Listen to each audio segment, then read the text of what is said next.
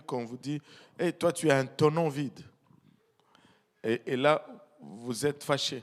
Mais peut-être en Afrique, on utilise cette insulte souvent, un tonneau vide, hein, n'est-ce pas, sœur Georgette? C'est pas populaire ici, je ne sais pas, mais un tonneau vide. Quand on dit de quelqu'un qu'il a un tonneau vide, ça veut dire qu'il n'est pas très intelligent.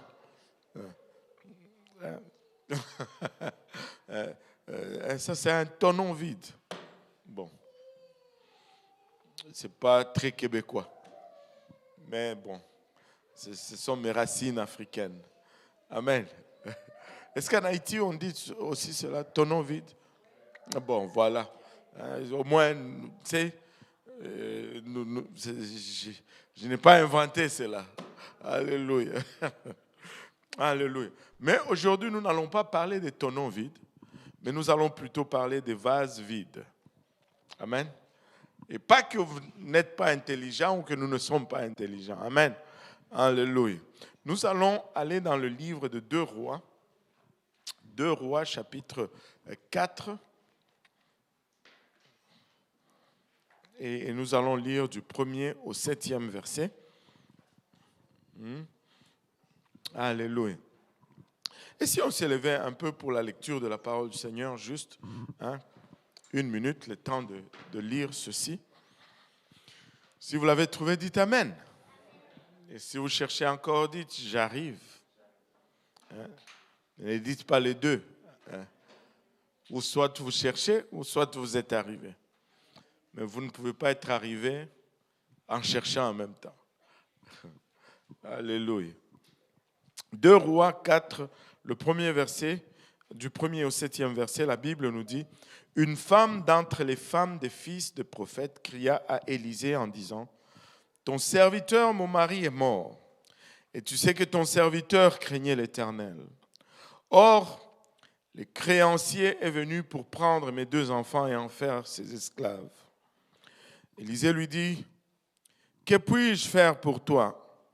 Dis-moi, qu'as-tu à la maison? » Elle répondit « Ta servante n'a rien du tout à la maison qu'un vase d'huile. » Et il dit « Va demander au dehors des vases chez tous tes voisins, des vases vides, et n'en demande pas un petit nombre. Quand tu seras rentré, tu fermeras la porte sur toi et sur tes enfants.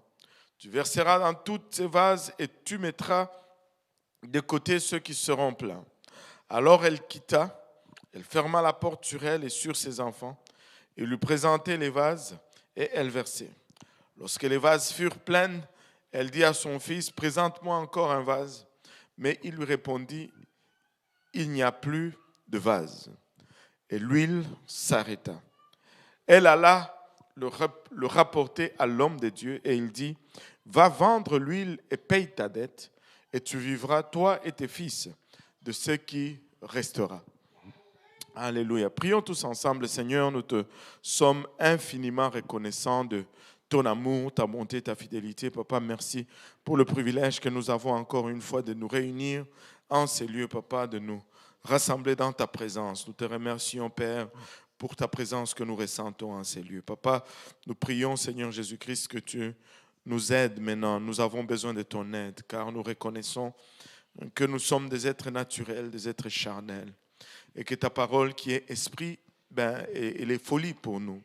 Et de nous-mêmes, nous ne pouvons la saisir, nous ne pouvons la comprendre. Aide-moi à la donner sans crainte, ni faveur, ni hésitation, Seigneur. Aide-nous tous ensemble à la recevoir, qu'elle germe en nous, qu'elle produise de fruits, et que ce fruit nous conduise jusque dans la vie éternelle. Et c'est au nom de Jésus que nous te prions ainsi. Nous disons tous au nom de Jésus. Alléluia. Et vous pouvez vous asseoir. La plupart d'entre nous connaissons l'histoire de cette veuve, une femme d'entre les femmes des fils des prophètes. Et les fils des prophètes ici, ce ne sont pas les enfants de prophètes littéralement. L'homme qui est décédé n'était pas un enfant biologique d'Élisée. Et c'était plutôt les gens qui suivaient les prophètes et qui, c'était une espèce d'école biblique. Et c'est comme ça que l'enseignement, les dons s'est transmetté. On passait le temps avec le prophète, on servait le prophète et il nous enseignait. Et ces gens-là qui étaient, bon, pour ne pas dire des étudiants de l'école biblique, on les appelait les fils des prophètes.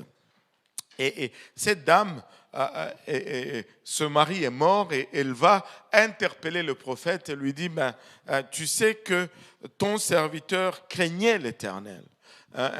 Ton fils, celui qui te servait, il craignait l'Éternel. Mais maintenant, il est mort. Et il nous a laissés avec des dettes.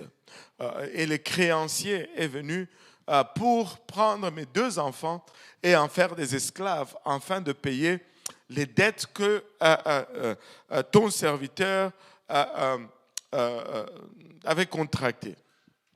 Vous savez, ça nous donne un peu un aperçu de ce qu'était servir le Seigneur dans ce temps-là. Des fois, on a toujours tendance à penser que parce que je sers le Seigneur, alors je dois rouler dans l'abondance.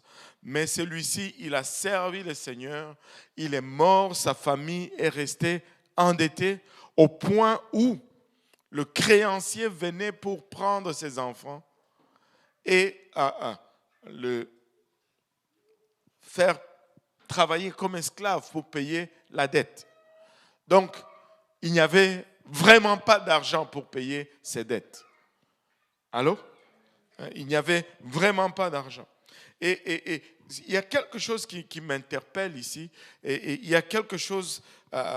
tu sais, Élisée lui dit, regarde la réponse d'Élisée au verset 2. Il commence par dire ceci. Élisée lui dit, que puis-je faire pour toi? Waouh! C'est le prophète Élisée. On lui demande, on lui présente un cas, mais il dit, mais qu'est-ce que je peux faire pour toi? En d'autres termes, il ne sait pas. Amen. On pense que quand on va voir le pasteur, je vais dire le prophète, et qu'il a toutes les réponses à toutes les questions. Mais je ne sais pas, mais ce passage me montre vraiment la réalité de servir Dieu. On ne devient pas un surhomme parce qu'on sert Dieu. On demeure un homme naturel avec toutes les infirmités, avec tout le problème que le monde peut nous amener. Il dit que, je me suis tellement vu dans Élisée, que puis-je faire pour toi? Je ne sais même pas par où commencer. Que puis-je faire pour toi? Et puis il dit, dis-moi, qu'as-tu à la maison? C'est ce qu'elle avait qui était la réponse à son dilemme. Ce n'est pas ce qu'avait le prophète, mais c'est ce qu'elle avait qui était la réponse à son dilemme. Et éventuellement, elle avait juste un peu d'huile à la maison. Insignifiant. Mais c'était ce qui a résolu son problème. Et le prophète va lui dire, va demander tous les vases vides du quartier. Et là, a demandé tous les vases vides du quartier. Empruntez-moi vos vases, empruntez-moi vos vases. Elle est entrée avec ses vases dans la maison. Et là, lorsque elle a commencé elle a fermé la porte, et lorsqu'elle a commencé à verser de l'huile, l'huile n'arrêtait pas de couler. Et les vases se remplissaient. L'autre vase, ça s'est rempli. On passe à l'autre vase, ça s'est rempli. Et ça s'est transformé en un dépôt d'huile avec des vases bien pleins. Et lorsque elle demande à son fils ou à ses fils, passez-moi un autre vase. Et les enfants disent, il n'y a plus de vase vide. C'est alors que l'huile cesse de couler. Et c'est alors que l'huile s'arrêta. Et quand elle va voir le prophète et lui dire ce qui est arrivé, le prophète lui dit, vends l'huile et paye ta dette. Et le surplus, utilise pour vivre. L'huile, c'est typiquement, l'huile, c'est le type du Saint-Esprit. Et l'esclavage, c'est le type du péché. Vous savez, sans huile, on reste esclave. Sans huile, on reste esclave. C'est avec l'huile que ces enfants sont devenus libres. Oh, que nous avons besoin du Saint-Esprit. Oh, que nous avons besoin du Saint-Esprit. Et c'est avec l'huile qu'ils ont pu vivre le restant de leur vie. L'huile les a rendus libres de l'esclavage et l'huile les a permis de continuer à vivre dans la liberté. Oh, laissez-moi vous dire, le Seigneur ne fait rien à moitié. Cette huile qui nous a délivrés de l'esclavage du péché, c'est cette huile qui va nous garder sur le chemin de la liberté, sur le chemin du servir à Dieu. Je n'ai pas besoin d'autres gimmicks, je n'ai pas besoin de trucs. J'ai besoin de regarder à la chose. Ce qui m'a délivré, c'est ce qui va me garder dans toutes les épreuves à venir. Alléluia. Alléluia. Maintenant, la Bible nous enseigne que la faim est la seule chose qui puisse déterminer vraiment la quantité de Dieu que vous allez recevoir. Du temps qu'il y avait des vases vides, il y avait de l'huile qui allait couler. Et du temps qu'on va être vide et qu'on va rechercher Dieu, il y aura toujours Dieu pour nous remplir. C'est notre faim qui va déterminer combien de Dieu on va recevoir. C'est notre vide qui va déterminer combien de Dieu va être déversé en nous. Ce n'est pas, alléluia, la beauté ou la grandeur ou comment la prédication est impressionnante. Laissez-moi vous dire, c'est le vide en nous qui détermine combien nous recevons, alléluia, de Dieu. Ce n'est pas un grand titre. Ce n'est pas parce que tu as reçu la licence pour être, je ne sais pas, pasteur. Ce n'est pas parce qu'on t'appelle bishop que tu as plus de Dieu. Mais c'est le vide en toi qui détermine combien de Dieu tu vas recevoir. Alléluia. Aucun programme que nous pouvons établir ne va déterminer la grandeur de Dieu que nous allons recevoir. Non, non, non, non. C'est notre faim, c'est notre soif. Plus nous désirons de Dieu, plus nous allons en avoir de Dieu. Mais moins nous désirons de Dieu, moins nous allons en avoir. Peu importe, j'ai déjà été dans des services où peu importe ce qui a été prêché, laissez-moi vous dire, Dieu a agi parce que les gens avaient faim et soif de la présence de Dieu. Tu prêches, tu ne dis rien sur le salut. Et il y a 5, 6 personnes qui reçoivent le Saint-Esprit. 4, 5 personnes viennent et sont baptisées au nom de Jésus. Tu te demandes, des fois j'ai dit à Pasteur Graham, je ne sais pas qu'est-ce qui s'est passé. J'étais ailleurs, mais le Seigneur a fait une autre chose. La faim et la soif va toujours déterminer combien tu reçois de Dieu. Alléluia. Ce n'est pas nos programmes qui vont déterminer ou qui vont amener le réveil dans notre ville. Ce ne sont pas les prédicateurs qu'on va aligner. Et nous, pentecôtistes, nous avons cette tendance. Landon Gore va venir et on pense que c'est Landon Gore qui va amener Dieu dans son sac. Nous aimons Landon Gore, nous aimons comment il prêche.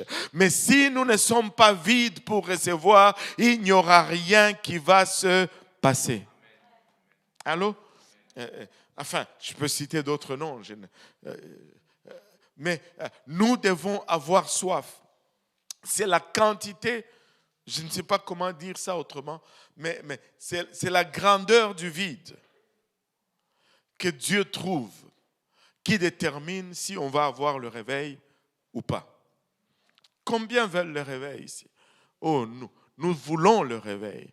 Nous prions pour le réveil. Nous jeûnons pour le réveil. Nous faisons tout pour le réveil. Mais ça ne va pas être par nos prédications, ça ne va pas être par nos titres, ça ne va pas être par nos programmes ou notre organisation, mais ça va être déterminé par notre faim et soif de Dieu. plus nous désirons de Dieu. Le réveil commence toujours quand quelqu'un réalise son besoin de Dieu. Quand quelqu'un réalise et il veut plus de Dieu. C'est lorsque nous prenons conscience de notre vide que nous entamons vraiment notre voyage vers la repentance. Et c'est ce sentiment de vide, un profond besoin de Dieu. Je veux plus de Dieu.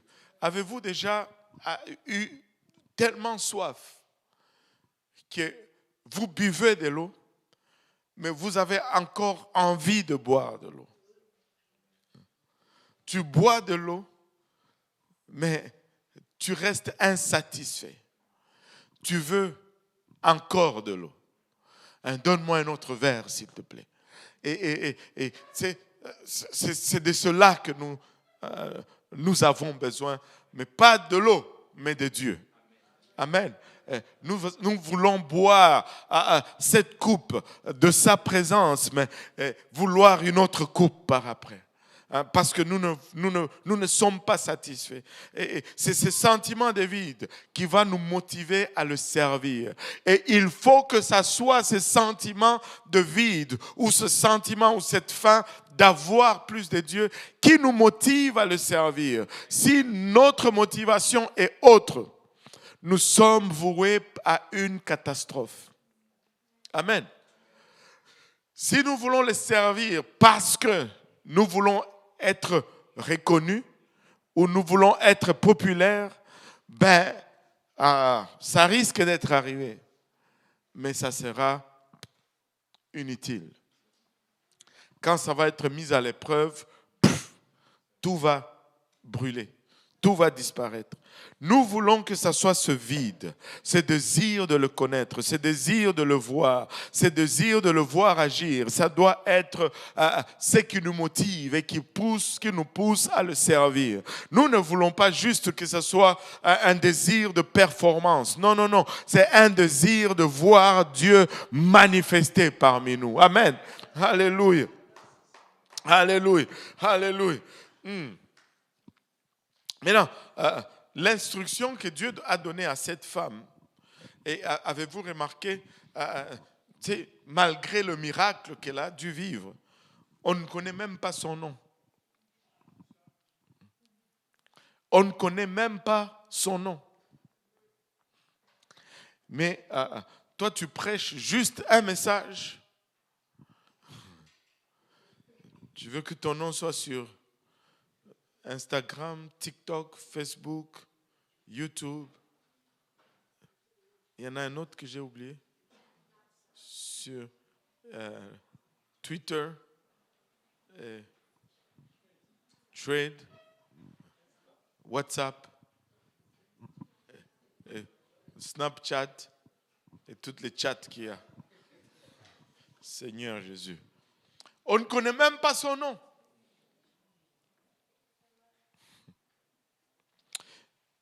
Donc, Dieu donne cette instruction à cette femme anonyme. Elle lui dit, va recueillir tous les vides que tu peux trouver. Va chercher littéralement tous les vides qu'il y a et je vais le remplir. Si tu amènes le vide, je vais le remplir. Et elle est allée et elle a amassé tous les vides qu'il y avait. Et vous savez quoi? Dieu les a tous remplis. Le volume de ton vide détermine la quantité de ton remplissage. Plus tu es vide, plus tu vas être rempli.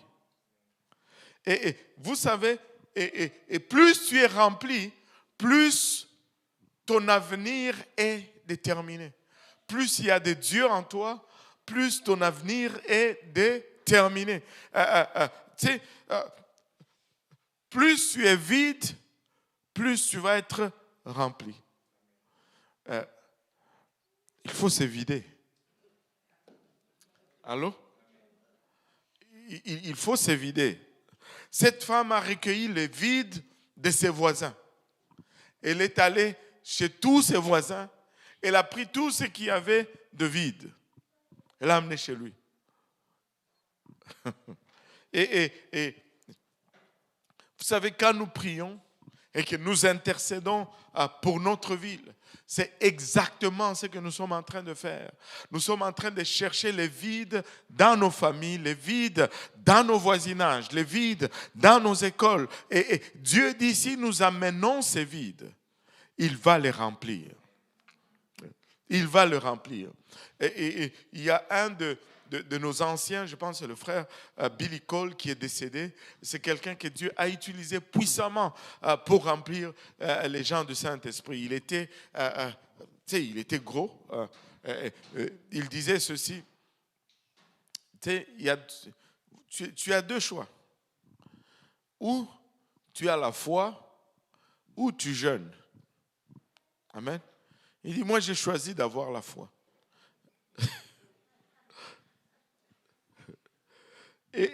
Mais c'était un homme de foi. Il disait ceci. Quand il prie pour quelqu'un, il dit, vous priez pour quelqu'un et Dieu le guérit. Et puis, vous êtes étonné. Il dit, moi je suis étonné quand Dieu ne le guérit pas. Allô? C'est le contraire. En passant, le dimanche, il y a quelqu'un qui m'a rapporté qu'il traînait un mal de dos. Même dimanche, après qu'on ait prié, la personne est venue me voir me dire, Dieu m'a guéri le dos, je n'ai plus mal dans le dos, c'est fini. Et aujourd'hui, il m'a appelé encore, il dit, pasteur, parce qu'il s'était fait mal au travail. Il dit, pasteur, je te dis, je me sens comme je me sentais avant mon accident de travail. Je suis, depuis dimanche, le mal n'est plus revenu, c'est parti, je me sens bien. Dieu guérit encore. Et Dieu le fait. Amen. Alléluia. Le mal de dos n'est plus là. Et nous remercions Dieu pour cela. Et le frère Billy Cole, il disait ceci. Je m'étonne quand je prie pour quelqu'un que Dieu ne le guérit pas. Mais, il dit, tu ne peux pas prier pour que Dieu remplisse 50 personnes du Saint-Esprit si tu n'amènes pas 50 personnes qui n'ont pas le Saint-Esprit. Allô? Ça prend des vases vides pour que Dieu les remplisse. Allô? Si tout le monde est guéri, Dieu ne va guérir personne. Ça prend des malades pour qu'il y ait des guérisons. Allô? Donc, quand nous prions, quand nous intercédons pour les gens de notre ville, nous sommes en train d'aller chercher ces vases vides. Amen. Et nous voulons les amener afin que Dieu le remplisse. Et Dieu dit littéralement, si vous amenez un vase vide, je vais le remplir. Et laissez-moi vous dire, en 2024, tout ce que vous allez amener de vide, Dieu va les remplir. Si nous amenons des vases vides dans sa maison, Dieu va les remplir parce qu'il désire le remplir et il veut le faire. Amen. Alléluia. Notre plus grand problème, c'est notre régime alimentaire.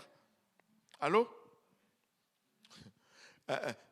Chez nous, quand les gens vont se fiancer, il y a un dicton, je ne sais pas si c'est un dicton, mais c'est comme un conseil qu'on donne. Et c'est un conseil qu'on donne.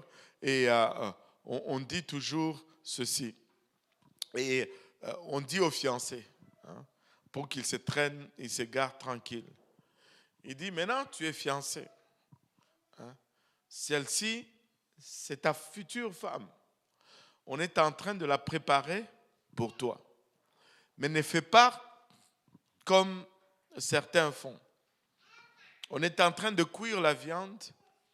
Tu passes par la cuisine, tu vas chercher quelque chose, tu prends un morceau, tu manges. Tu sors pour sortir, tu regardes un peu, tu prends un autre morceau, tu manges. Et tu rentres tu prends un morceau. Mais lorsque finalement la viande est prête, on met sur la table pour manger, tu n'as plus faim. Allô? Et ça, c'est notre problème, et surtout notre génération d'aujourd'hui. Et nous gavons des fast-food spirituels. On prend un peu ici, on mange. On prend un peu là-bas, on mange. On va chez PFK, l'église PFK, on mange. Il y a d'autres qui vont à l'église McDo, ils mangent là-bas. Il ne faut pas manger à l'église PFK. Il ne faut pas manger à l'église McDo. Il faut manger à l'église apostolique. Là où le vrai repas est fait. Amen. Rentre manger à la maison. Ma femme n'aime pas manger dehors. Ma femme nous dit toujours, manger dehors, c'est du gaspillage de l'argent. Elle veut manger son riz, comment on appelle ça, les épinards. Et elle dit, bon. Rentre manger à la maison. Ne prends pas n'importe quoi à gauche, à droite. Tu n'as plus faim lorsque Dieu se présente. Nous devons nous vider. Allô? Oh Seigneur Jésus, aide-nous. Nous gavons des fast-food spirituels ou des malbouffes spirituelles parce que nous cherchons un moyen rapide et facile d'expérimenter la puissance de Dieu. Oh, dans notre église, il n'y a pas de puissance. Tel prophète sur Internet, telle femme. Il y a toujours une femme quelque part qui est ressuscitée. Et qui va venir et qui va te dire, il faut que tu mettes le foulard sur la tête pour aller au ciel. Mais malheureusement, elle ne parle jamais de l'évangile, cette femme-là. J'ai toujours trouvé étrange que quelqu'un qui meurt, qui rencontre Jésus, qui revient, qui ne mentionne aucun mot sur l'évangile.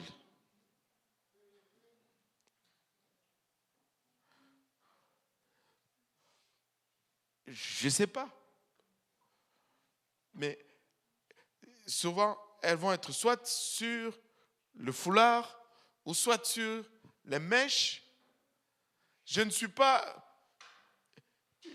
en train de dire que ce qu'elles enseignent n'est pas vrai. Mais l'essentiel n'est pas là. Tu peux mettre tous les foulards que tu veux, mais si tu n'es pas baptisé au nom de Jésus-Christ, si tu n'as pas reçu l'évangile, tu ne vas aller nulle part. Tu ne vas aller nulle part. Alléluia. Je ne peux pas aller, on va être à Douala la semaine prochaine.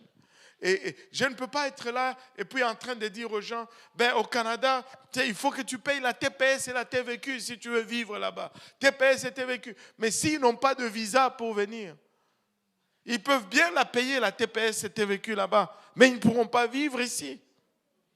Il faut que j'entre, il faut que j'y aille d'abord. Et étrangement, silence sur la façon d'aller au ciel. Ça ne marche pas. Je ne sais pas qui elle rencontre. En tout cas, c'est entre eux et leur Dieu. Mais, on grignote ici, on grignote là, à la recherche d'une puissance de Dieu facile, à la recherche d'une baguette. Dieu ne fonctionne pas comme ça. Dieu, ce n'est pas une machine à coke où tu viens avec ta pièce de $, tu mets, et puis il y a une canette qui sort. Non, ça ne fonctionne pas comme ça. Dieu est souverain. Dieu est souverain. Alléluia. Dieu n'est pas obligé de nourrir ceux qui veulent juste grignoter. Il veut voir ceux qui ont faim et soif. Alléluia. Si tu veux juste grignoter occasionnellement, tu peux continuer à grignoter à gauche, à droite. Mais Dieu a un repas pour ceux qui ont faim et ceux qui ont soif. Amen. Tu sais, ceux qui grignotent cherchent juste les bonnes sensations pour se mettre dans l'ambiance de la communion avec Dieu. Je veux sentir Dieu. Mais Dieu cherche des gens qui sont vraiment affamés. Dieu cherche des gens qui sont affamés. Mais vous savez, ceux qui sont affamés vont être désespérés pour Dieu. Ceux qui sont affamés vont être désespérés pour Dieu. Ceux qui sont affamés peuvent supporter 3 semaines d'église médiocre pour avoir juste 30 secondes dans la présence de Dieu. Ceux qui sont affamés vont, alléluia, endurer le nécessaire pour avoir l'essentiel. Il y a un ancien évêque de quelque chose, on lui avait posé cette question. On lui avait posé la question de combien de temps tu pries par jour. Il a dit 5 minutes à peu près. Et là, on a dit 5 minutes. Non, on lui avait demandé, mais combien de temps tu passes dans la présence de Dieu par jour? Il dit 5 minutes à peu près. 5 minutes. Wow. Hey.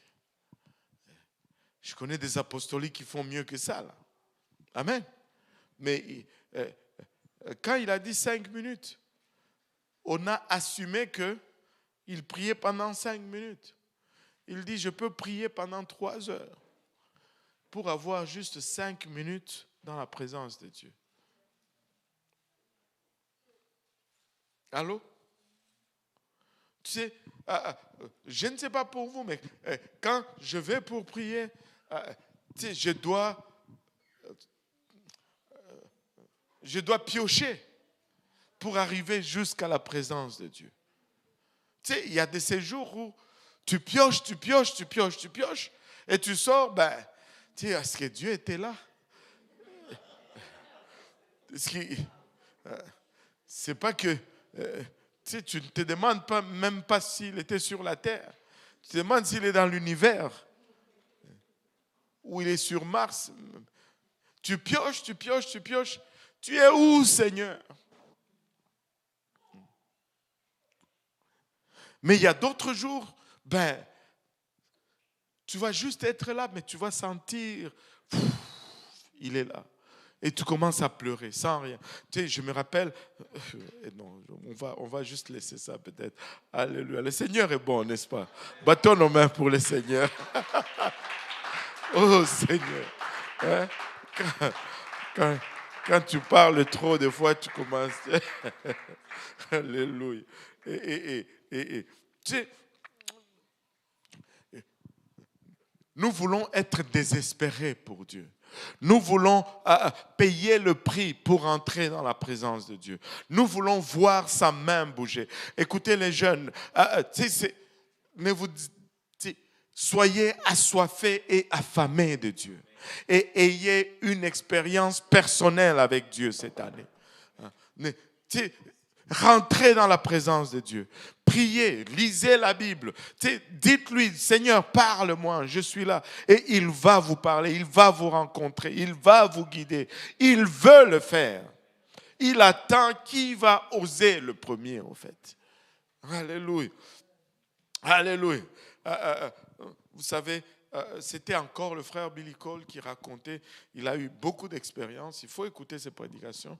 Il dit ceci. Quand quelqu'un a soif vraiment de recevoir le Saint-Esprit, ça importe peu ce que vous allez faire. Il dit, ce ne sont pas des exemples à faire. Ce n'est pas ce qu'on vous demande de faire. Amen. Il dit, il a vu des choses impossibles. Des gens qui priaient pour quelqu'un, pour le Saint-Esprit. Ils étaient à 3. Formaient un cercle, il priait pour quelqu'un et il se les passait littéralement. Je prie pour lui, je le pousse vers l'autre. Il prie pour lui, le pousse vers l'autre. Il prie pour lui, le pousse vers l'autre. Il dit, la chose étrange, c'est que cette personne a reçu le Saint-Esprit avec l'évidence de parler en langue. Il dit, Quand quelqu'un a soif, vraiment, ce que tu fais, ça... Et notre problème, quand nous commençons à voir trop de défauts, c'est parce que notre soif est au minimum. Nous n'avons pas faim, nous ne sommes pas vides. Nous sommes pleins, nous voulons juste grignoter. Et quand nous voulons grignoter, nous commençons à choisir quoi nous allons manger. C'est quand tu as faim, tu manges. Quand tu as faim, tu manges. Je me rappelle, une fois mon père a été muté dans une ville très pauvre. Déjà la ville était pauvre. Donc, si tu habites là-bas, tu es voué à la pauvreté. Et c'était la ville de Kamina. Et le dicton dans la famille, vous pouvez vérifier avec le frère Mutombo, c'était tellement pauvre que chaque jour, on mangeait les pondous, le fait de manioc. Et le dicton, c'était que, il y a le pondou qui est préparé, déjà qui est dans une casserole. Il y a une autre casserole de pondou qui est dans le feu. Et puis la petite fille qui passe avec le pondou sur la tête, la maman l'arrête, il dit, viens, amène un peu, je vais acheter encore. C'était pondou, pondou, pondou, pondou. Il n'y avait rien d'autre à manger. C'était le foufou avec le pondou. Tu ne veux pas? Tu ne manges pas. Et mon petit frère, un jour, il rentre de l'école. Tu sais, il y avait comme une espèce de véranda où maman a cuisiné. Il arrive, tu sais, au lieu d'entrer dans la maison, il guette un peu pour voir. Ah non, pas encore le pondou.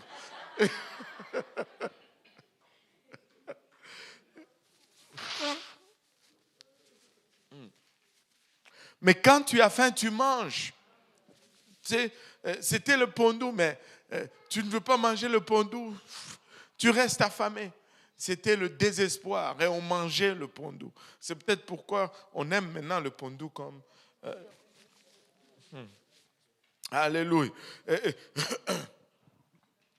Matthieu 5, verset 6 nous dit, « Heureux ceux qui ont faim et soif de la justice, car ils seront rassasiés. » Et nous devons avoir faim et soif et Dieu va nous rassasier. Le réveil n'est pas un processus naturel du temps.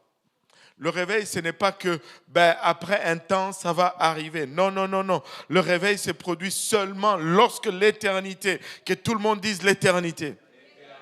Lorsque l'éternité visite le temps, lorsque l'éternel, alléluia, rencontre les mortels, c'est alors que le réveil prend place. Les réveils exigent une intervention surnaturelle. Vous savez, des fois nous nous disons, je veux voir des miracles, je veux voir des miracles. Laissez-moi vous dire, le plus gros miracle que vous allez être témoin, c'est quelqu'un qui reçoit le don du Saint-Esprit avec l'évidence de parler en langue. Il n'y a pas un plus grand miracle que celui-là. Il n'y en a pas qui dépasse celui-là. Parce que c'est le seul miracle qui affecte, alléluia, ton éternité. C'est ton huile que tu reçois qui te délivre de l'esclavage de celui qui réclame ta dette. Mais alléluia, il y en a toujours assez. Après avoir payé la dette, tu en as assez pour vivre pour le restant de ta vie. Alléluia, pour le restant de ta vie. Alléluia. Nous, comme là, j'ai parlé de Billy Cole, j'aurais pu parler d'autres personnes, et nous aimons, nous les pentecôtistes, ces souvenirs. Quelqu'un d'autre a vécu cela.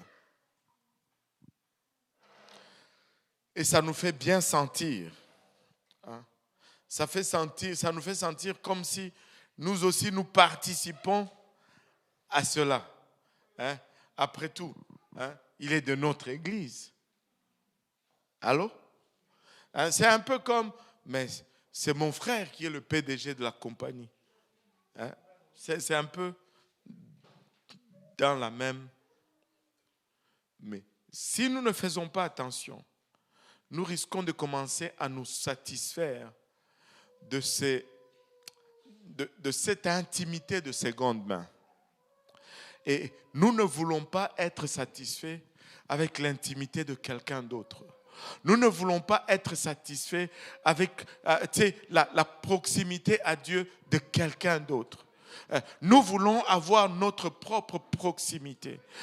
Je ne veux pas dire que nous n'allons pas regarder à nos anciens. Oh, nous allons les aimer. Nous allons marcher dans leurs traces. Mais je veux, alléluia, avoir faim pour que Dieu me remplisse aussi comme il les a remplis aussi. Je veux marcher sur leurs traces. Je veux être leurs imitateurs. Alléluia, comme eux-mêmes sont imitateurs de Christ. Amen. Je peux le vivre aussi. Alléluia. Je peux le vivre. Alléluia. Alléluia. Et vous savez, si la prédication pouvait sauver nos villes, un nombre de prédicateurs qui viennent et qui prêchent ici, toute la ville serait déjà convertie. Et on a eu des machines à prêcher. Et laissez-moi vous dire, je ne sais pas pour vous, ça c'est juste mon humble opinion, on va dire ceci. Nous avons le meilleur prédicateur au monde. Je n'ai jamais vu des gens qui dissèquent la parole de Dieu comme ces pentecôtistes qui viennent ici. Des fois, ils te prêchent, tu te cognes la tête, tu dis, mais comment est-ce qu'ils lisent leur Bible? C'est ça. Et quand tu lis, c'est vraiment là. Toi, tu vas passer dessus, tu repasses, tu vois rien, zéro. Et lui, il vient, il dit, tu as non. Tu sais, des fois quand il prêche, tu es là, tu dis non, c'est pas vrai, c'est pas juste. Pourquoi est-ce que moi je ne l'ai pas vu? Vous déjà dit cela? Oh, moi beaucoup de fois. Tu sais, pourquoi est-ce que moi je ne l'ai pas vu? C'est pas juste. Nous avons des gens qui prêchent. Si c'était seulement la prédication qui sauvait, wow! Montréal serait déjà bouleversé. Alléluia. Et nous ne pouvons pas juste nous contenter de ces expériences de seconde main. Nous devons avoir notre rencontre personnelle. Quelqu'un d'autre a rencontré Dieu. C'est bien, c'est motivateur. Ça me dit que moi aussi je peux le rencontrer. Allô? Allô? Alléluia. Je veux le rencontrer aussi. Mais comment est-ce que je vais le rencontrer? Tout simplement en commençant par collectionner le vide. C'est en commençant par se vider. C'est ta faim qui va te conduire en des endroits avec Dieu que rien d'autre ne peut atteindre. C'est ta soif de désir de connaître Dieu qui va t'amener à cette place où rien d'autre ne peut t'amener, peu importe qu'est-ce que tu peux avoir comme motivation. Juste connaître Dieu. Seigneur, je veux te connaître. Je veux que tu me touches. Je veux te voir. Je veux voir ta face.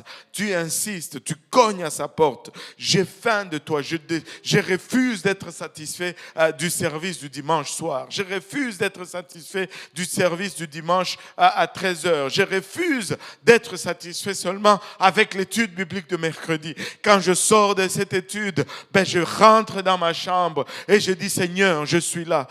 Je veux entendre de ta part. Seigneur, je veux te rencontrer. Je veux une touche de ta part. Je veux rentrer dans ces lieux secrets et aller à sa rencontre personnellement. Alléluia. Je ne veux pas juste... ça nous prend, cette rencontre corporative. Ce n'est pas quelque chose qui va arriver tout simplement lorsque je me cache tout seul. Avez-vous remarqué les anges ou les chérubins sur l'arche de l'alliance, sur le propitiatoire? Ils se faisaient face. Amen. Les chérubins se faisaient face. Et la présence de Dieu s'est manifestée dans le vide entre les deux chérubins. Vous savez, quand nous nous rencontrons, il y a un vide entre nous. Et l'Éternel se manifeste là au milieu de nous. C'est pourquoi il dit, là où 2 ou 3 sont réunis, alléluia, en mon nom, là je suis au milieu d'eux. Alléluia. Nous avons besoin de lui. C'est pourquoi nous venons ensemble collectivement, afin qu'il puisse remplir le vide entre nous. Mais je dois rentrer maintenant. La clé, ce n'est jamais, que tout le monde dise jamais, jamais être satisfait. Si je peux me permettre ce terme un peu négatif, je veux être gourmand de la présence de Dieu. Tu sais, il y en a qui sont gourmands, ils vont au buffet. Ils aiment le buffet. Et quand ils vont au buffet, ils vont décimer le buffet. Ils vont décimer le buffet. Ils vont faire 7 ou 8 tours. Et à chaque tour, c'est une colline. À chaque voyage, ils font un dégât dans le buffet, là. Alléluia. Mais nous voulons être comme ça avec la présence de Dieu. Nous voulons faire 7 ou 8 tours au buffet céleste. Nous voulons retourner encore. Et on dit c'est fermé. Je vais attendre juste à ce qu'on ouvre. Des fois, le naturel nous parle tellement du spirituel. J'étais en France une fois et j'étais avec le pasteur Brochu. Je pense que j'étais avec mon épouse cette fois-là. Mais on était ensemble avec le frère Brochu. Ils nous ont amenés en France à une place, un restaurant, où il n'y a pas de menu en fait. Ils servent juste une chose. C'est un steak avec une sauce et des frites. Je ne me rappelle plus le nom du restaurant. Mais laissez-moi vous dire, le restaurant ouvre, je pense, à 11h. Il ferme à 15h, à 13h ou 14h. Il ouvre encore à 17h ou 16h. Il ferme à 18h. Et c'est fini. Et quand tu rentres là-bas, tu ne commandes pas. Tu t'assois, puis on vient vous servir. Et puis vous payez. Mais il y a des files dehors. Si tu n'es pas là tôt, tu n'as pas de place.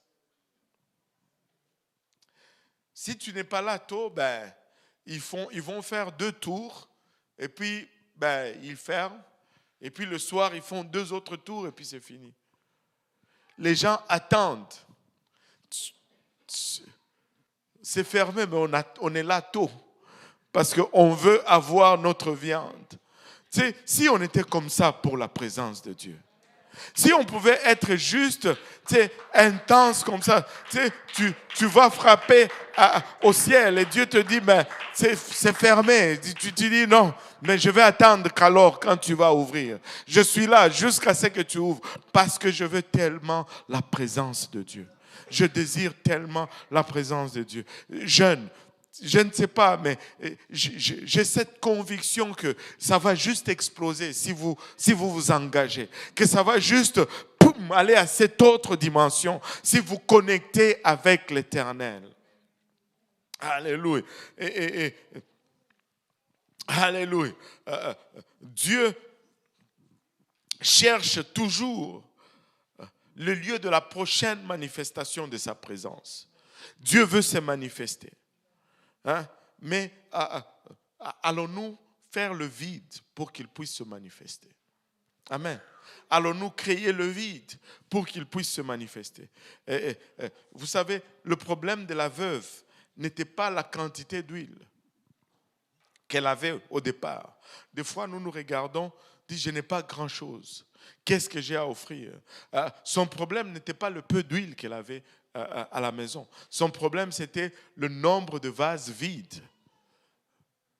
Parce que du temps qu'il y avait des vases vides, il y avait de l'huile. Ce qui a arrêté l'huile, ce n'est pas la petitesse de la quantité de l'huile.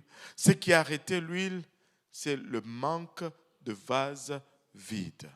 Si nous amenons des vases vides, Dieu va les remplir. Si nous nous vidons, Dieu va nous remplir. Alléluia. La satisfaction est le plus grand ennemi du dessein de Dieu. Vous savez, Dieu peut faire tellement. Mais lorsque nous arrivons à une place où nous sommes satisfaits, il n'y a plus de vase vide. On est content de ce qu'on a. On est bien dans notre petit groupe. On connaît tout le monde par son nom. On connaît l'adresse de tout le monde. Et on est content. En passant, la sœur Nancy a accouché d'un garçon, Gabriel. Alléluia. Et bébé et maman sont en santé. Alléluia. Et on connaît tout le monde par le nom. On est dans notre petit confort. Ne viens pas déranger notre église. Ça, c'est une église qui est vouée à la mort. On veut des vases vides. On veut que Dieu bouge. On veut de nouveaux visages.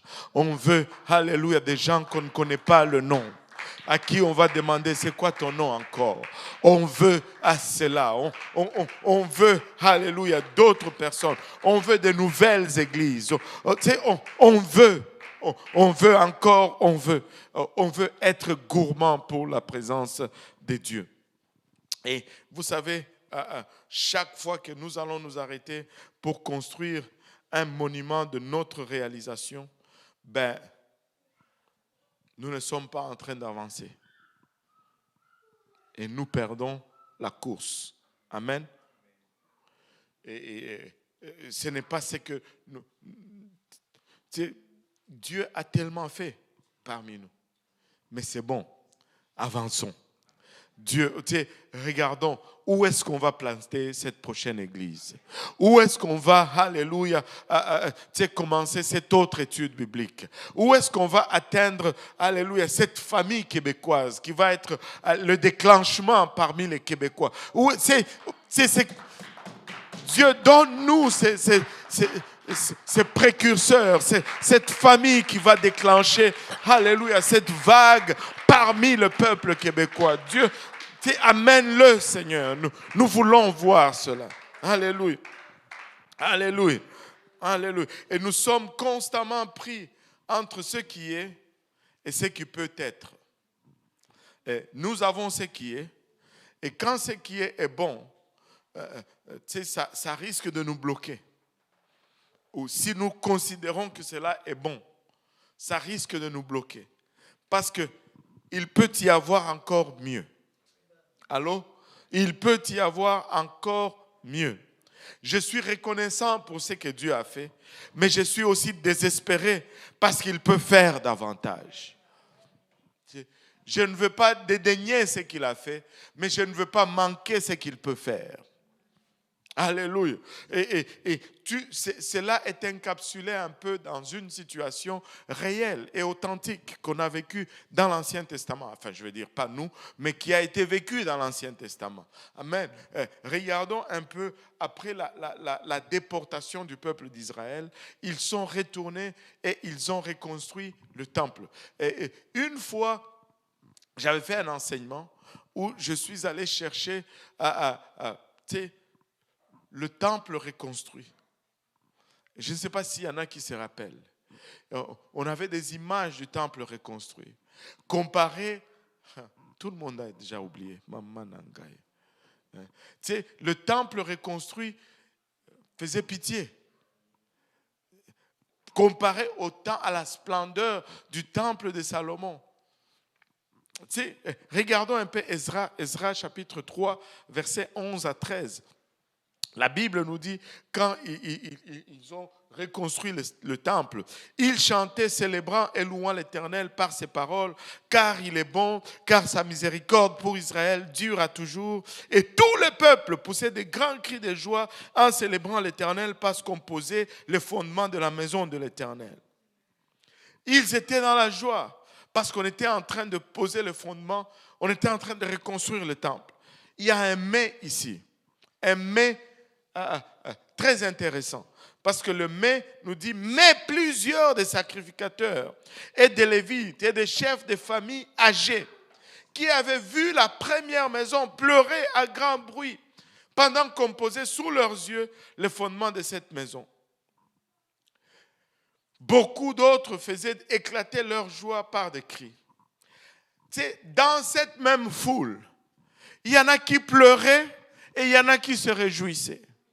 Et ça explique littéralement ce que je viens de dire ici, que je veux être content pour ce qu'il a fait, mais je veux être désespéré pour ce qu'il peut faire. Amen. Les gens pleuraient et les gens se réjouissaient dans la même foule. Et la Bible nous dit que les cris de pleurs et les cris de joie se confondaient. On ne savait plus si c'était la joie ou le pleur.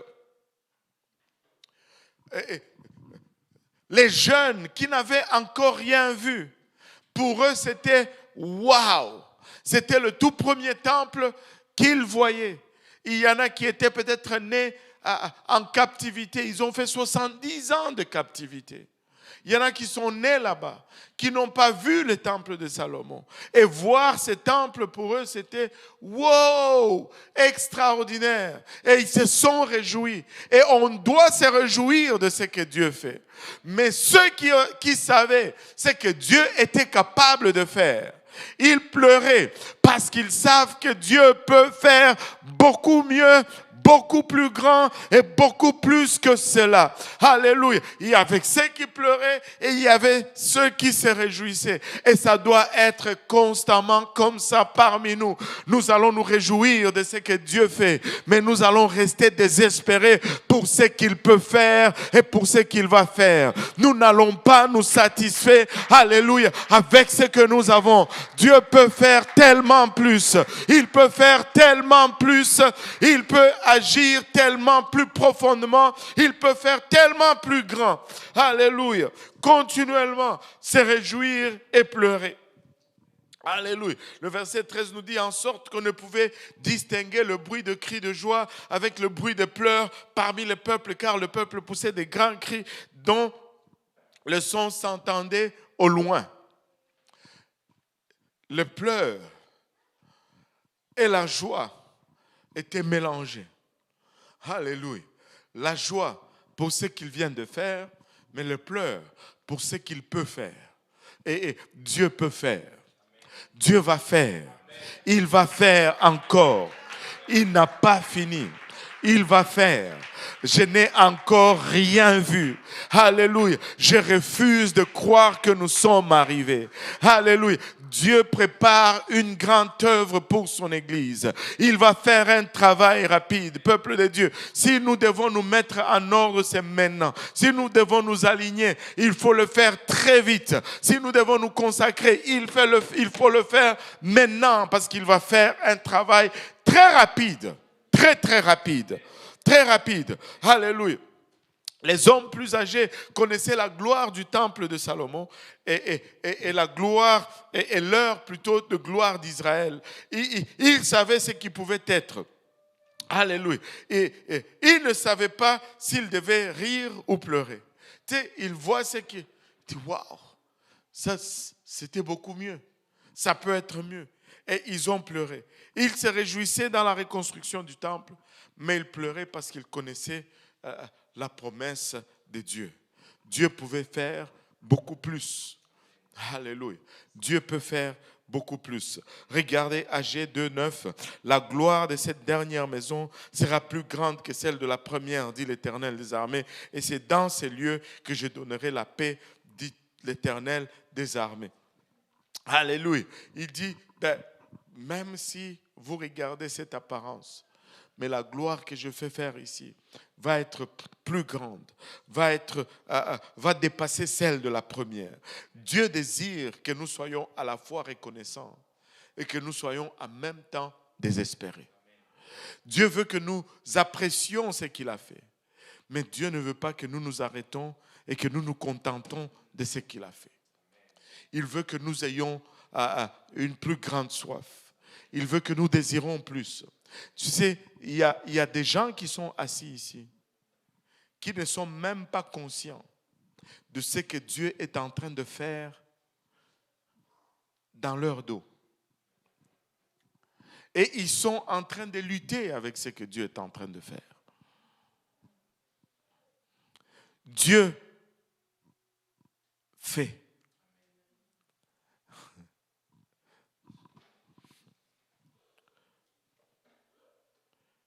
Le réveil est possible. Dieu peut sauver ta famille. Dieu peut sauver ton enfant. Dieu peut sauver tes parents. Alléluia. Ne regarde, Dieu peut le faire. N'arrête pas de croire. N'arrête pas de désespérer. Dieu peut le faire. Oui, des fois, on a envie de pleurer et on va pleurer, on va se réjouir en même temps. On doit apprendre à pleurer et à se réjouir en même temps parce que Dieu peut le faire. Jusque-là, il t'a sauvé, il t'a gardé. Tu peux te réjouir de cela. Mais n'arrête pas de pleurer jusqu'à ce qu'il ait sauvé toute ta famille. N'arrête pas de pleurer jusqu'à ce qu'il ait touché tes parents. N'arrête pas de pleurer jusqu'à ce qu'il ait sauvé tes enfants. Oh, réjouis-toi parce qu'il t'a gardé, il t'a préservé. Et aujourd'hui, tu es là en train de le servir.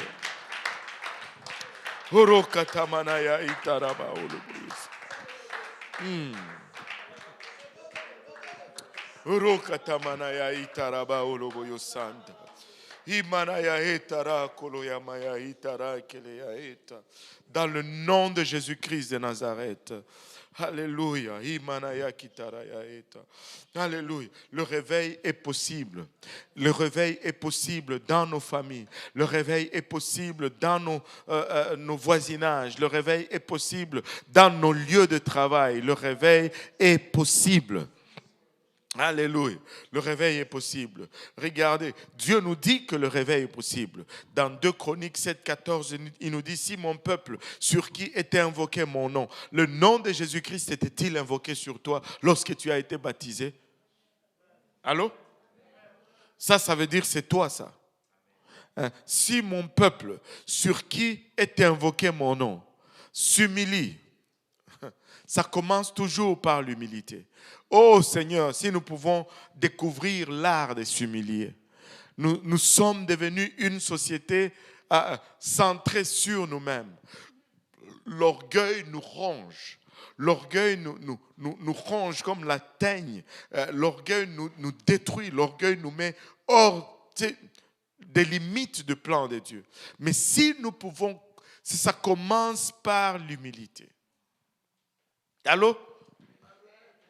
Ça commence par l'humilité. Si mon peuple, sur qui mon nom est invoqué, s'humilie, il faut s'humilier d'abord, prier. Il faut prier d'abord, par la suite. Prier, c'est plaider avec Dieu. Et cherche ma face. Si il a écrit ça comme ça veut dire que prier, c'est une chose. Chercher la face de Dieu, c'est une autre chose. Allô? Prier, c'est demander à Dieu quelque chose. Chercher la face de Dieu, c'est juste chercher à le connaître. Parce que nous, des fois, tu vas entendre quelqu'un prier pendant 2 heures, il ne fait que demander. Tu sais, il y a des moments où Dieu dit, mais tu me demandes toutes ces choses, est-ce que tu me connais même? Allô?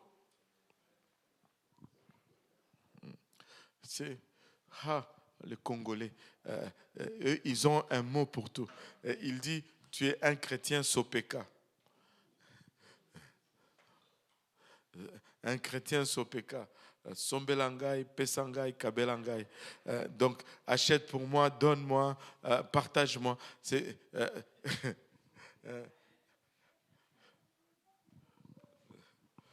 Aïe, aïe, aïe.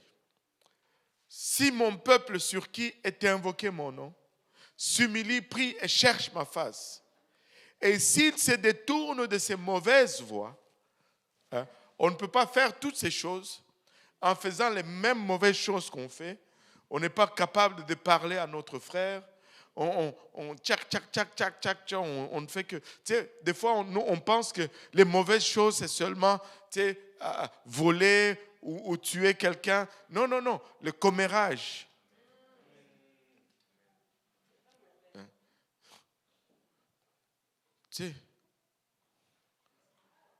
Tu connais le problème de tout le monde.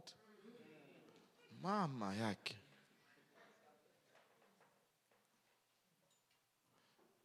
Dès qu'il y a une situation, tu veux connaître. Tu n'es pas tranquille jusqu'à ce que tu saches. Dis-moi. Aïe. Seigneur Jésus. Ce que tu vois ici, tu dois le rapporter là. Je veux vous dire une chose. Si quelqu'un vient te rapporter de quelqu'un, il va rapporter à quelqu'un aussi de toi. C'est naturel. Ne pense pas que tu es spécial parce que la personne vient toujours te raconter. Oh, tu sais ce qu'il a dit à ton sujet? Ça, c'est un aveu. Pour que lui te dise à mon sujet, qu'est-ce que toi tu lui as dit pour qu'il se sente à l'aise pour te dire à mon sujet?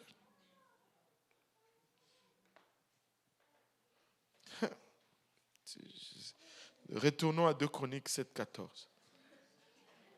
Et s'il se détourne de ses mauvaises voies, je l'exaucerai des cieux, je lui pardonnerai son péché et je guérirai son pays. Dieu nous dit que le réveil est possible. Dieu nous dit que le réveil est possible. Écoutez ceci, si nous allons être l'Église du Nouveau Testament, le réveil est le modèle de l'Église. Une Église du Nouveau Testament doit être en réveil.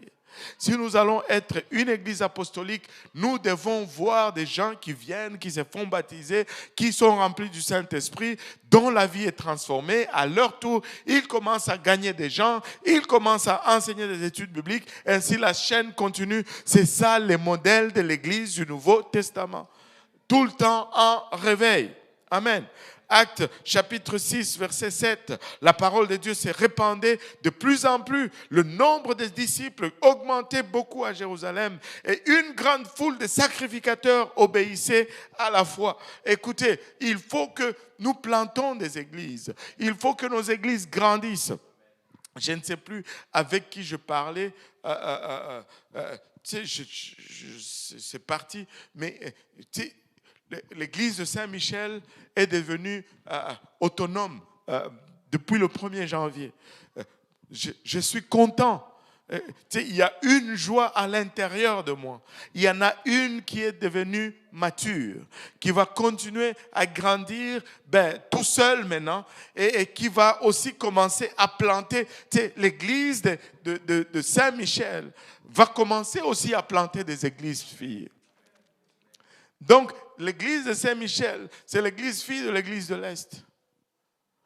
Et c'est l'église petite fille de l'église de Saint-Laurent. Si l'église de Saint-Michel commence à planter des églises filles, alors l'église de l'Est devient aussi grand-mère. Oh, que j'aime ça être grand-parent. Alléluia. Alléluia. C'est tellement bon que d'être grand-parent, je vous dis. Extraordinaire. Alléluia. Maintenant, le réveil fait honneur à Dieu. C'est pourquoi nous devons être une église de réveil. Le réveil fait honneur à Dieu. Pourquoi est-ce que le réveil honore Dieu? Le réveil ne devait pas honorer un homme. Le réveil honore Dieu. Pourquoi? Parce que Dieu est le seul à pouvoir le faire. C'est Dieu qui fait le réveil. Il faut... Ne devenez pas orgueilleux parce que Dieu vous utilise. Restez humble parce que c'est Dieu qui fait le réveil et à lui seul doit revenir l'honneur. Amen.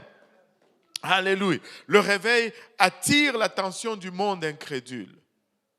C'est plus on est dans le réveil, plus les gens qui ne croient pas vont commencer à venir et voir. Ils vont commencer à dire, mais il y a quelque chose ici. Il y a quelque chose ici. Hier, on était chez Homme Depot avec le frère David. C'est bizarre quand je l'appelle frère David, mais j'essaie toujours de l'appeler frère David quand on est dans l'église. Hein? Bon. Par respect.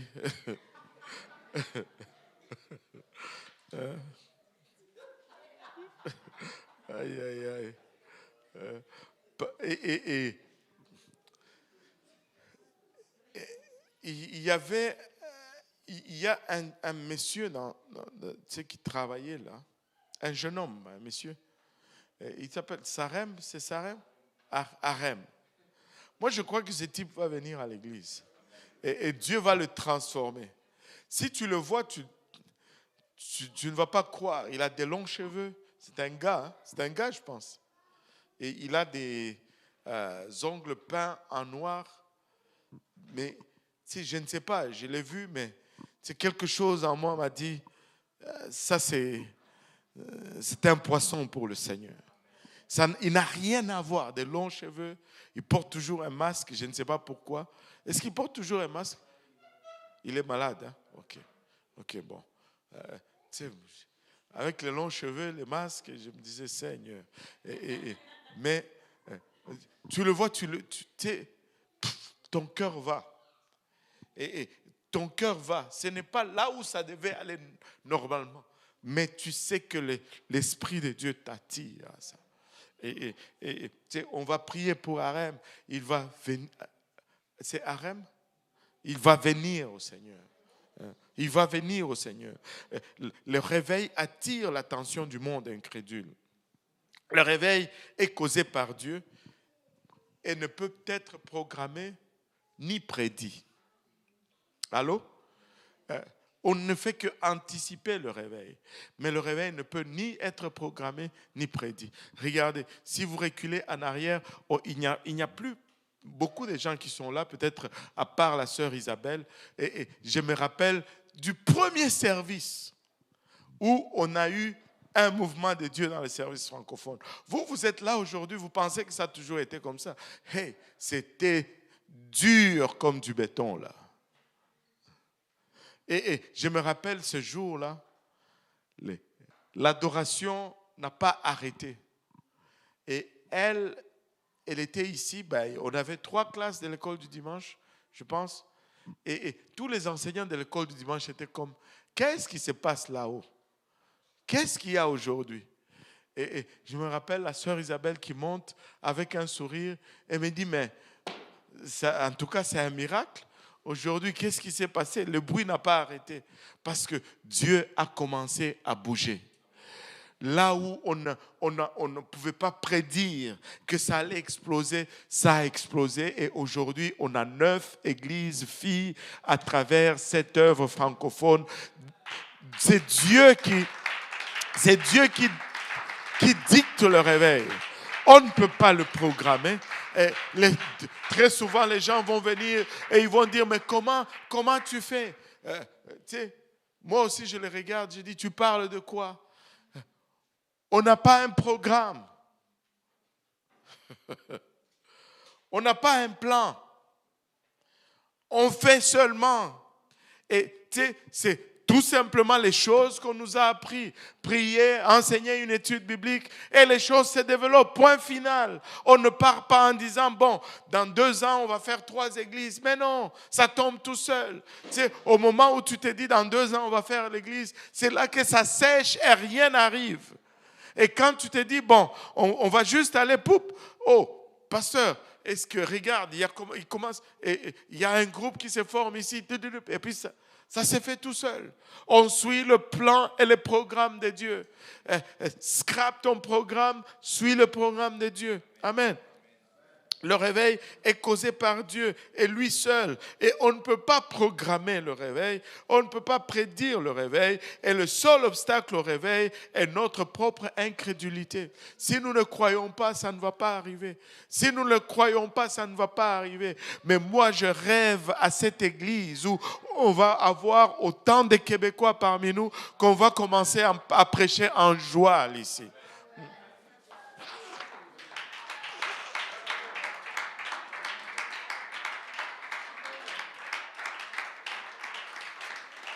Je continue de rêver et de croire que Dieu ne nous a pas envoyés ici juste pour gagner les Africains immigrants et les immigrants noirs. Non, ce n'est pas une église de noirs ici. Je refuse que ce soit une église de noirs. Ça doit être l'église de tout le monde. Alléluia. Et je veux le croire. Alléluia. Je veux le croire. On doit commencer à les évangéliser. On doit commencer à leur proposer des études bibliques. Ils ont soif de Dieu. Ils veulent Dieu. Tu peux voir la détresse. Et cette détresse n'est qu'indicateur de leur besoin de quelque chose qu'eux-mêmes ne savent pas. Eux-mêmes ne savent pas. Mais ne nous laissons pas intimider par l'histoire, ne nous laissons pas intimider par les apparences. Vous serez surpris de comment ils peuvent fondre lorsque Dieu se manifeste. Laissez-moi vous dire ceci, si vous voulez vraiment voir Dieu manifester, cherchez des vases vides. Si vous voulez voir des miracles, commencez à évangéliser. L'évangélisation, c'est la recherche des vases vides. L'évangélisation, il n'y a aucune autre place où Dieu développe le don de quelqu'un ailleurs que dans l'évangélisation. Parce que quand tu commences à évangéliser, tu vas rencontrer des cas et des cas. Et pour résoudre ces cas, pour répondre à ces cas, devine qui Dieu va utiliser. C'est lui qui va être là. Allô? C'est pourquoi des fois les gens me disent « Oh pasteur, je suis allé évangéliser quelqu'un, mais il y a quelqu'un qui est malade. » Mais prie, impose les mains. Impose les mains. Je n'étais pas là quand la sœur Solange priait pour cet homme. Dieu l'a ressuscité des morts. Dieu l'a ressuscité des morts. Il y a à peine 1 an en arrière, 1 an à peu près. Dieu l'a ressuscité des morts. Sa famille pleurait déjà. Oh, il n'y a pas de miracle qui arrive. En tout cas, anyway.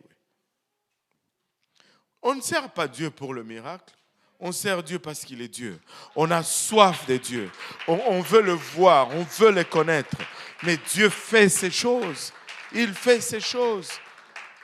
Il fait ces choses. Le seul obstacle au réveil, c'est notre incrédulité. Marc 6, 5, 6 nous dit, il ne put faire là aucun miracle si ce n'est qu'il imposa les mains à quelques malades et le guérit. Et il s'étonnait de leur incrédulité. Jésus parcourait les villages d'alentour en enseignant. Tu sais, là, il était chez lui. Je pense que c'était à Capernaum. Il n'a pu faire là aucun miracle. Ça, c'est Jésus. Hein? Dieu manifesté dans la chair. Pourquoi? À cause de leur incrédulité. Il y a quelque chose que le frère Billy Cole a enseigné. Une de ses prédications que j'écoutais il y a à peu près 3 mois. Il disait ceci. Il dit, nous les Nord-Américains, c'est foutu. Il dit que la raison pourquoi nous ne voyons pas beaucoup de miracles ici, c'est parce que nous ne respectons pas l'homme de Dieu. Et quand il a commencé à dire cela, j'étais comme, ok, où est-ce qu'il va aller avec ça? Il dit ceci, je vais vous donner un exemple, il dit ceci, même prédicateur, même message, tu envoies cet homme en Afrique, même onction, hein? Il prêche et tu vois des choses arriver. Et tu vois quel respect les gens ont pour lui là-bas. Et tu viens ici, même prédicateur, Mais parce qu'on a mangé avec lui, hein? Ben ça va. Et rien n'arrive. Rien n'arrive. Et il dit que tu ne peux rendre ministère à quelqu'un qu'à la mesure où la personne te respecte. Si la personne ne te respecte pas, peu importe l'onction, tu ne peux pas rendre ministère à cette personne. Et on le voit. On le voit. Tu sais, je l'ai vu avec le pasteur Jean-Yves, je l'ai vu avec le pasteur Pablo. Vous avez 60 personnes à baptiser au nom de Jésus.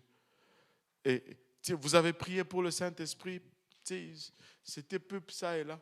Mais quand il commence à venir, tu dis Dieu va te remplir. Pouf, il commence à parler en langue. Dès qu'il c'était comme ça, une après l'autre. Phénoménal. Mais parce qu'ils viennent avec le respect de l'homme de Dieu. Mais ici,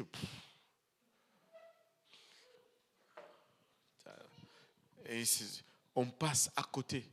Mais Dieu veut faire. Amen. Dieu veut faire.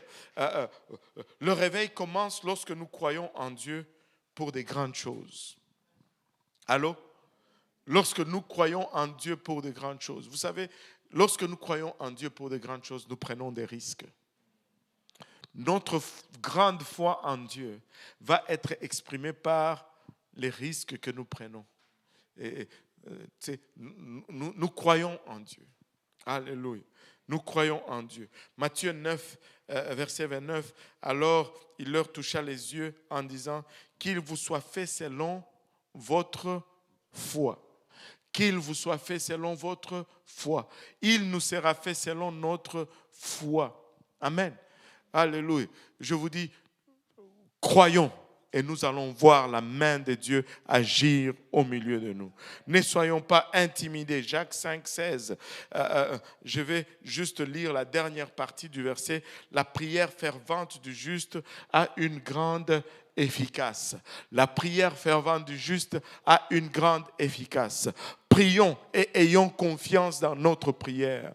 Tu sais, nous voulons toujours la prière d'un tel ou la prière d'un tel.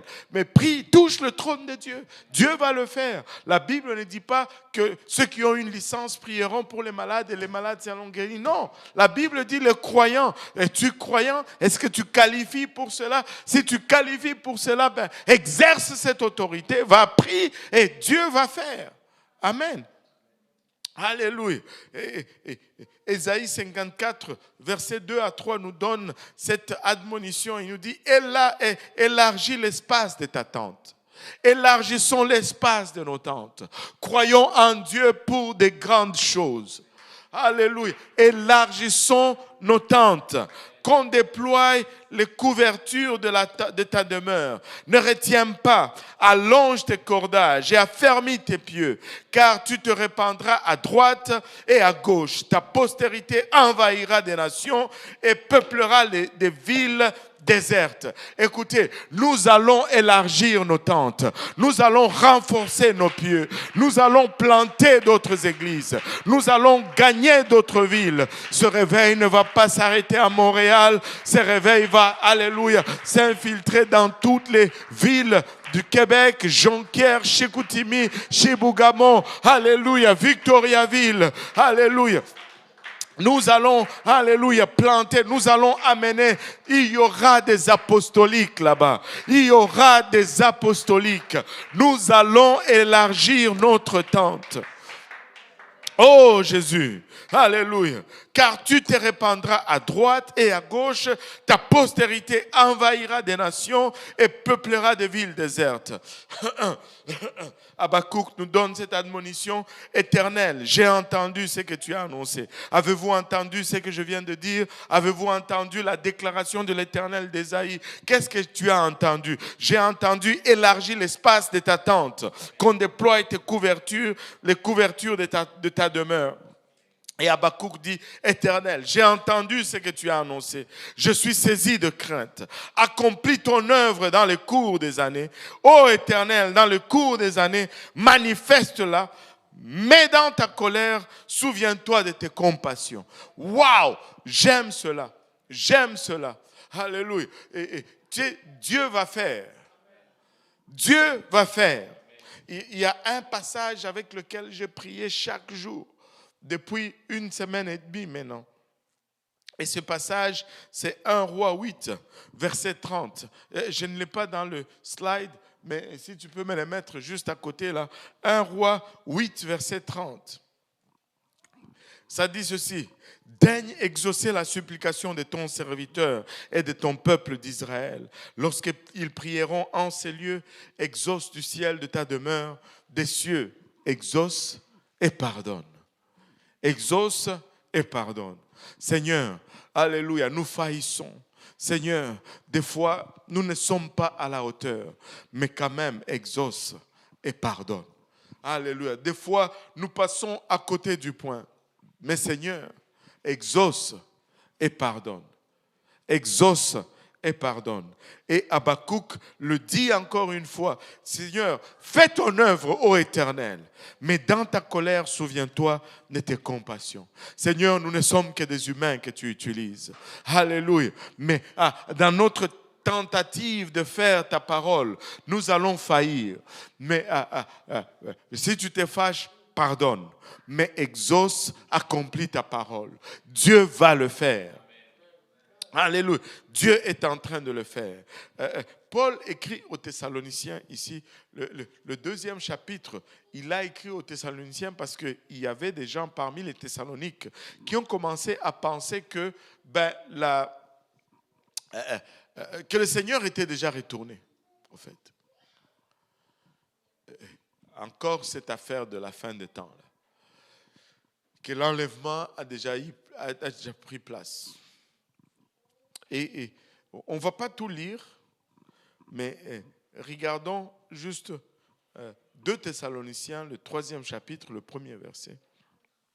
Il dit au reste, frères, priez pour nous, parce que là, quand il écrit ceci, il est à Corinthe.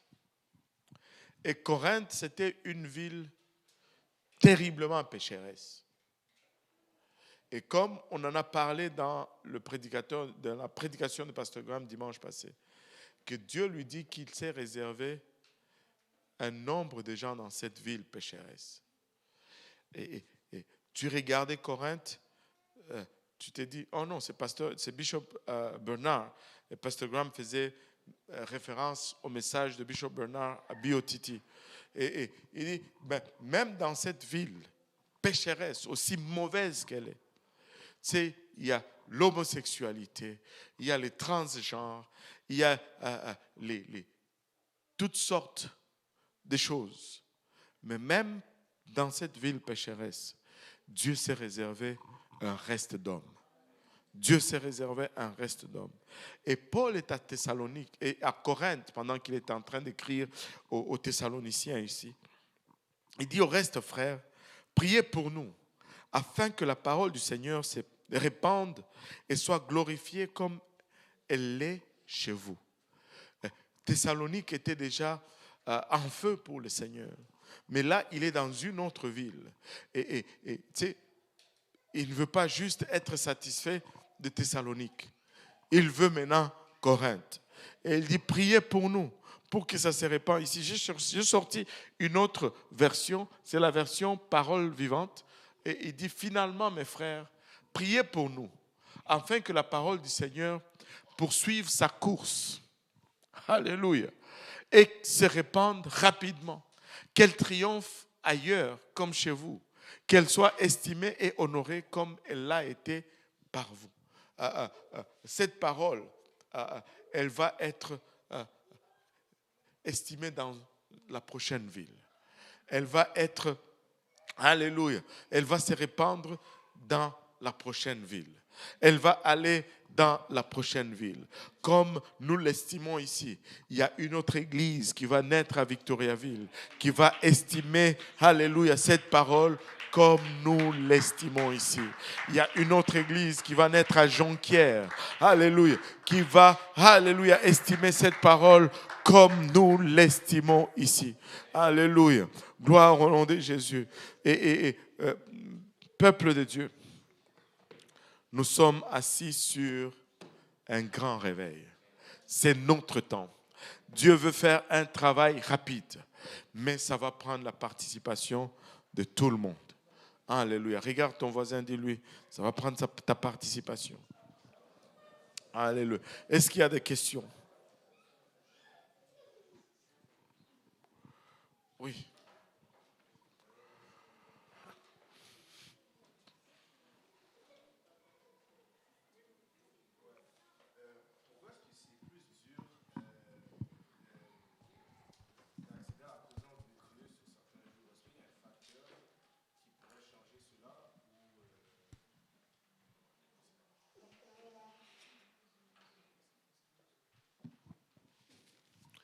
Oui, c'est plus dur d'accéder à la présence de Dieu parce que ça dépend de ce que nous faisons. Si tu as passé toute la journée à regarder le match du CAN Congo-Tanzanie, ben, ça va être plus difficile ce soir-là à accéder dans la présence de Dieu. Mais si tu gardes une constance dans ta prise de conscience de Dieu et du spirituel, ben ça va être plus facile. Tu sais, plus tu demeures dans la prière, plus tu demeures dans la lecture, plus ça va être un peu plus facile. Mais il y a de ces fois où Dieu va te laisser pour que tu développes aussi ta foi. Parce que si tu ne vis que par le sentiment, il faut que tu ressentes. Tu sais, ta foi va diminuer un peu. Tu sais, même si je ne ressens rien, Dieu fait quand même. Mais et des fois, Dieu veut m'enseigner cela aussi. Tu sais, comme le frère qui avait mal au dos, qui a été guéri. Je n'ai rien senti en priant pour lui. C'était la même chose. Mais il vient te dire, oh, Dieu m'a guéri. Là, tu te dis quand?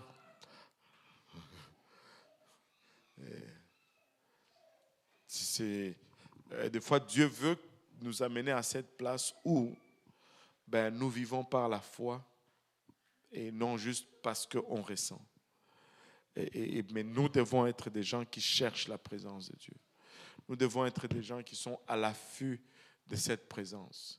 Des fois, elle va être là, mais pas que des fois elle va être là, ça ce n'est pas vraiment une bonne formulation. Elle est tout le temps là. Mais des fois, nous allons la sentir, des fois, nous n'allons pas la sentir. Mais ce n'est pas parce qu'on ne la sent pas qu'elle n'est pas là. Dieu est tout le temps là. Il est tout le temps là. Amen. Alléluia. Et on veut,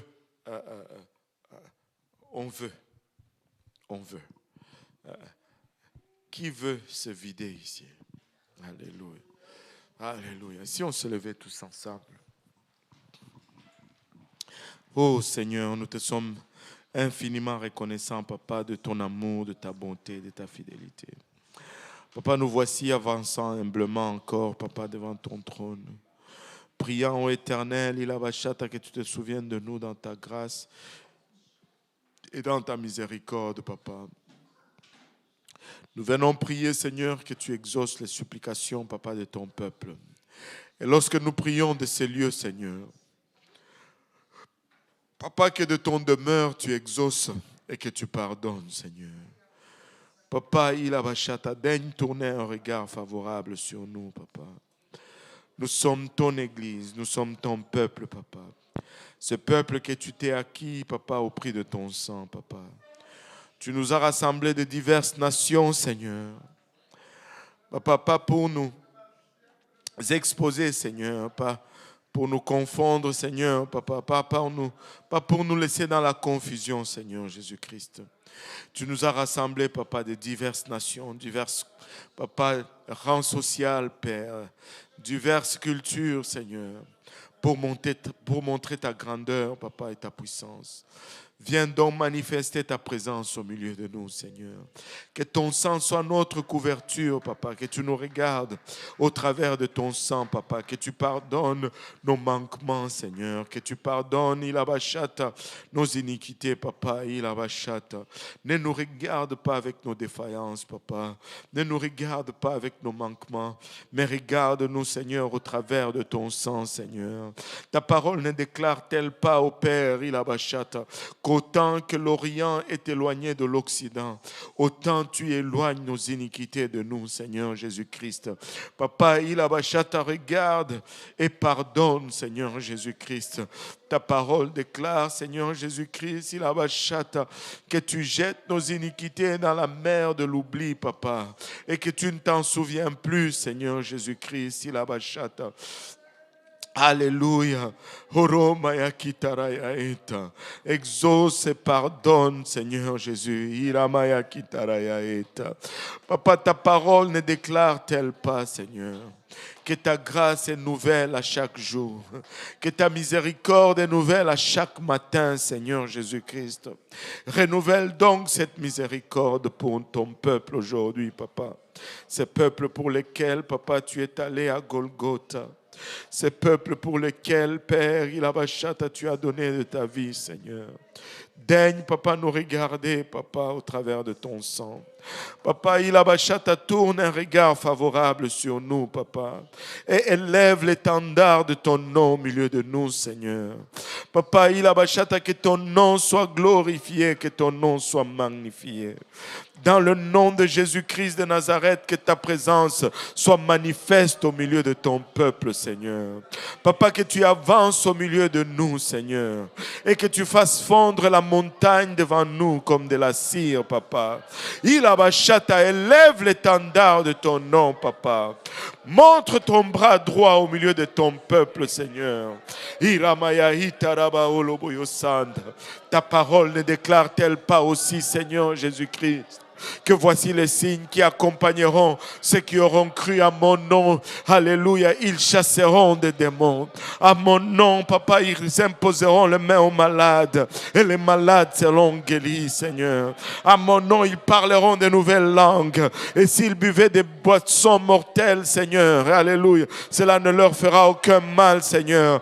Telle est ta parole, ô Éternel, Ilabashata. Qu'elle soit manifeste au milieu de ton peuple, Seigneur. Nous voulons te servir, papa, pas par la peur, papa, mais par, alléluia, amour, Seigneur Jésus-Christ. Ikaramaya hitaraba oloboyo sanda. Oroka tamanaya hitaraba oloboyo sanda.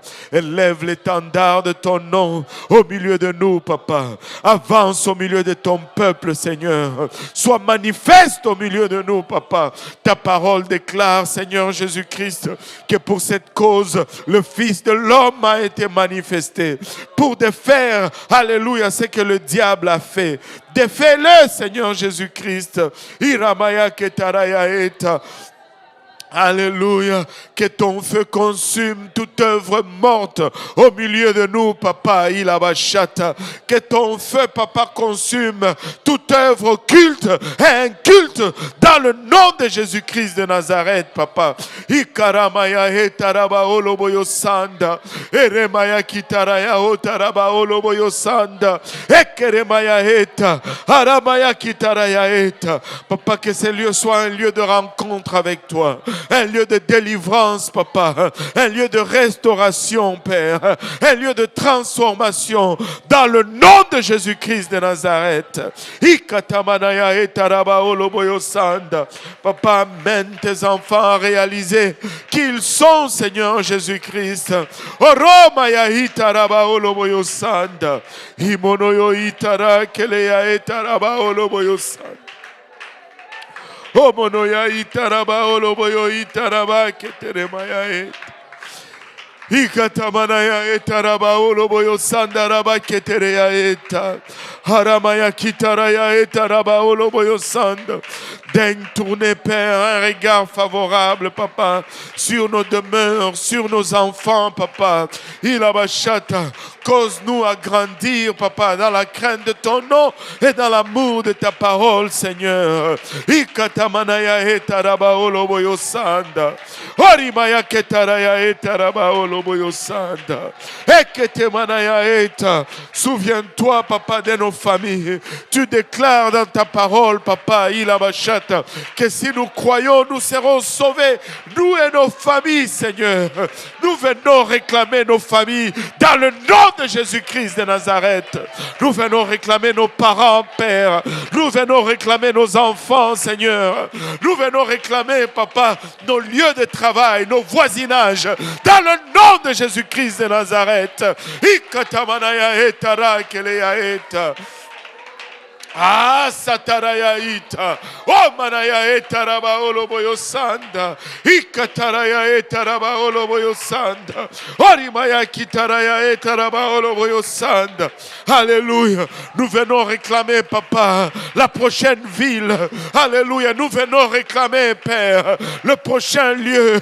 Nous venons réclamer, Papa, Ilabashata, le prochain territoire. Nous venons réclamer, Papa, la prochaine famille. Nous venons réclamer, Père, dans le nom de Jésus-Christ de Nazareth. Dans le nom de Jésus-Christ de Nazareth. Ikatamanaya etaraba oloboyo sanda.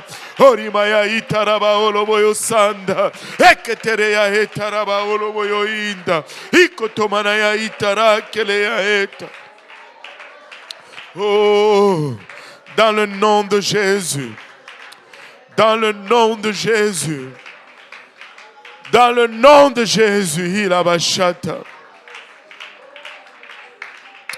Dans le nom de Jésus.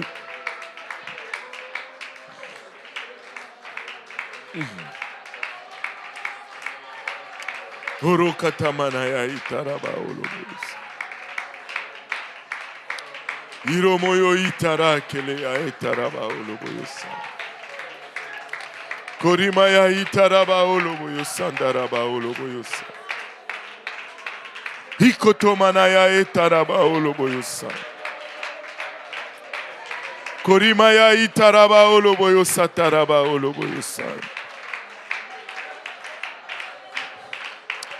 Oremaya ketaraya itaraba oloboyosanda.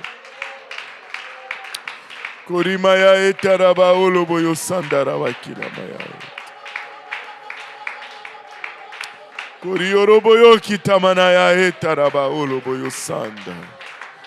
nom de Jésus. Au nom de Jésus. Au nom de Jésus. Au nom de Jésus. Alléluia. Oh Papa, dans le nom de Jésus, renouvelle-nous dans ta présence, Seigneur. Alléluia. Souviens-toi de nos jeunes, Papa, Ilabashata, que les ailes de ta maison les consument, Seigneur. Préserve-les, Papa, Ilabashata, de la malbouffe, alléluia, de fast-food, Papa spirituel, Seigneur. Vide-le, Papa, Ilabashata, de tout poubelle, Papa, et remplis ce vide de ta présence, Seigneur. Papa, qu'ils désirent ta présence, qu'ils convoitent ta présence, Seigneur, qu'ils réalisent leur potentiel et l'opportunité établie devant eux, Seigneur Jésus. Harimaya ketaraya eta, ikotomanaya itara koloya eta, oremaya itaraba oloboyo indaraba oloboyo sanda, imanaya etara kelemaya etaraba ola, orokatamanaya itaraba oloboyo sanda. Dans le nom de Jésus-Christ de Nazareth, Papa, nous confessons, Papa, Ilabashata, une sainte église. Nous confessons la sainte doctrine, Papa. Nous confessons un peuple saint dans le nom précieux de Jésus. Nous disons tous au nom de Jésus. Nous disons tous au nom de Jésus. Alléluia. Exaltons le Seigneur encore une fois.